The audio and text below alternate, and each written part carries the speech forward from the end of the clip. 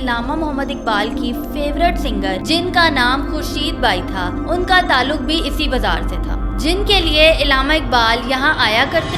لاہور جو انگریزوں کے خلاف تحریکوں میں بڑھ چڑھ کر حصہ لیتا تھا، طوائفوں کے محلات ہی میں لاہور کو دکھایا گیا ہے، جو کہ ایک ہسٹوریکل فلم یا سیریز میں فٹ نہیں آتا۔ پنجاب کا ایک حکمران گزرا ہے مہاراجہ رنجیت سنگھ، اس کا ایک خاص وزیر منسٹر تھا جس کا نام تھا ہیرا سنگھ ڈوگرا۔ ہیلو، سلام، نمستے، ست سری اکال، کیسے ہیں آپ؟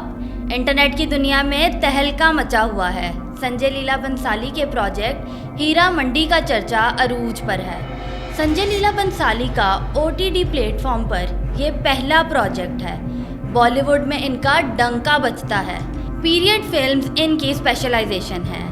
دیو داس، رام لیلا، پدماوتی، گنگو بھائی جیسی بے شمار فلمز ان کے کریڈٹ پر موجود ہیں۔ ایک بار پھر انہوں نے سوشل ٹیبو یعنی ہماری سوسائٹی میں جو مانا جاتا ہے اسے چھیڑا ہے۔ بنسالی چچا آل راؤنڈر ہیں، میوزک، کمپوزیشن، اسکرپٹ، ڈائریکشن سب کچھ خود ہی کرتے ہیں۔ ہیرا منڈی سیریز بنائی گئی ہے، 8 ایپیسوڈز ہیں۔ 8 ایپیسوڈز کو تقریباً 50 منٹ سے زیادہ کی ڈیوریشن پر بنایا گیا ہے، یعنی ٹوٹل 8 گھنٹے کی کہانی ہے۔ ہیرا منڈی کا نام ویسے تو کانوں میں پڑتے ہی بڑے بڑے شرفا کے کان کھڑے ہو جاتے ہیں، نگاہیں ادھر ادھر گھومنے لگتی ہیں کہ کوئی ذکر سن نہ لے ورنہ عزت کا دلیا ہو جائے گا۔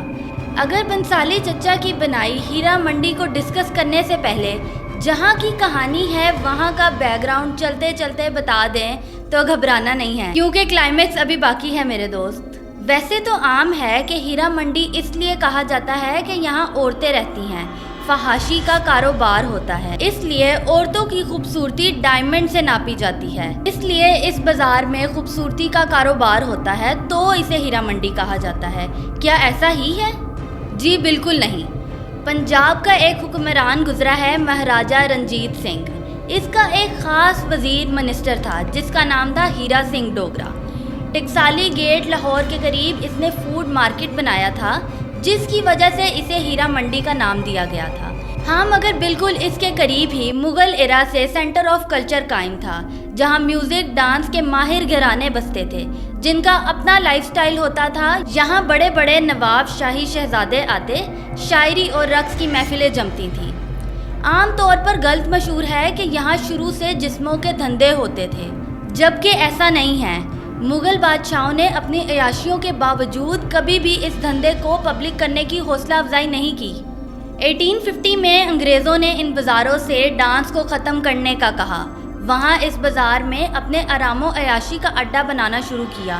وکٹورین مورلائزیشن کے تحت 1892 میں ناچ پر پابندی لگا دی گئی۔ ناچ کا مطلب ناچ ہے کیونکہ انگلینڈ میں ڈانس منع تھا جبکہ ہندوستان کے کلچر کا یہ حصہ تھا، اس لیے ڈانس کرنے والی گرلز کو برا سمجھا گیا اور یوں یہ بازار پبلک سیکس ہب یا پروسٹیٹیوشن سینٹر، جسے ہم ریڈ لائٹ ایریا بھی کہہ سکتے ہیں، بن گیا۔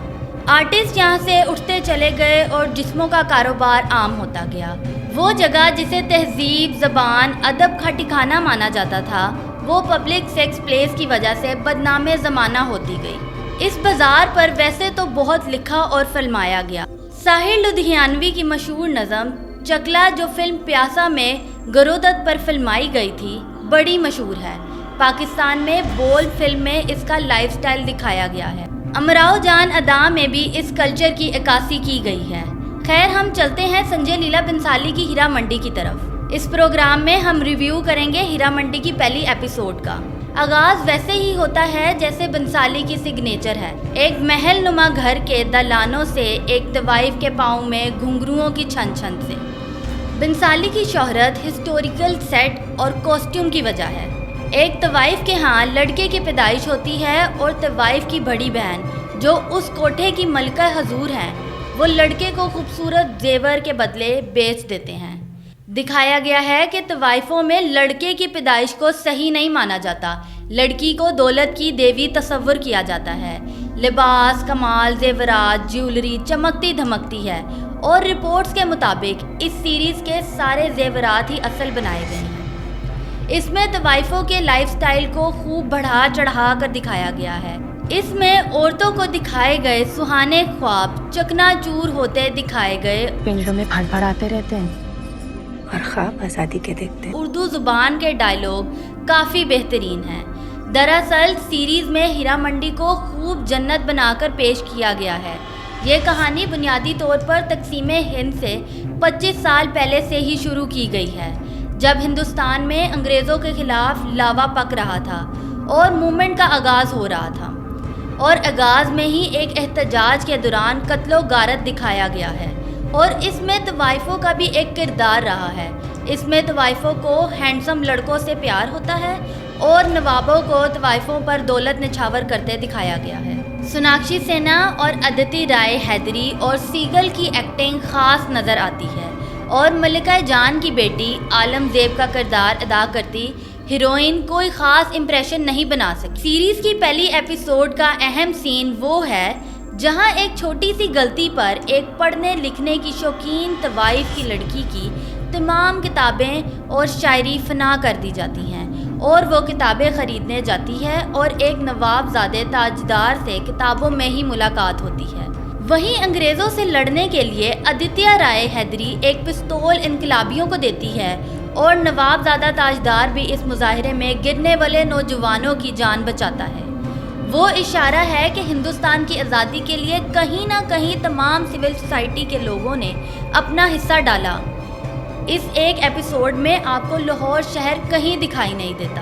لاہور جو انگریزوں کے خلاف تحریکوں میں بڑھ چڑھ کر حصہ لیتا تھا، طوائفوں کے محلات ہی میں لاہور کو دکھایا گیا ہے، جو کہ ایک ہسٹوریکل فلم یا سیریز میں فٹ نہیں آتا۔ اس سیریز کے گانے انتہائی کمال لگتے ہیں۔ آنے والی ایپیسوڈ میں کیا ہوتا ہے ہم آپ کو بتاتے رہیں گے۔ کمال بات یہ ہے کہ اس ہیرا منڈی کے قریب ہی بڑے لوگوں کے گھر موجود رہے ہیں، جیسا کہ علامہ محمد اقبال، الطاف حسین حالی جیسے لوگوں کا آنا جانا اس بازار میں رہتا تھا، اور تاریخی طور پر بھی یہ کہا جاتا ہے کہ علامہ محمد اقبال کی فیورٹ سنگر جن کا نام خورشید بائی تھا، ان کا تعلق بھی اسی بازار سے تھا، جن کے لیے علامہ اقبال یہاں آیا کرتے، اور ان کا شکوہ جواب شکوہ خورشید بائی نے پہلی بار گایا تھا۔ اس بازار کو انگریزوں سے پہلے سینٹر آف کلچر کہا جاتا تھا، جو کہ بعد میں پروسٹیٹیوشن کا گڑھ بن گیا اور پبلک سیکس ورک کا سینٹر بن گیا، اور نفرت انگیز صورتحال بنتی چلی گئی۔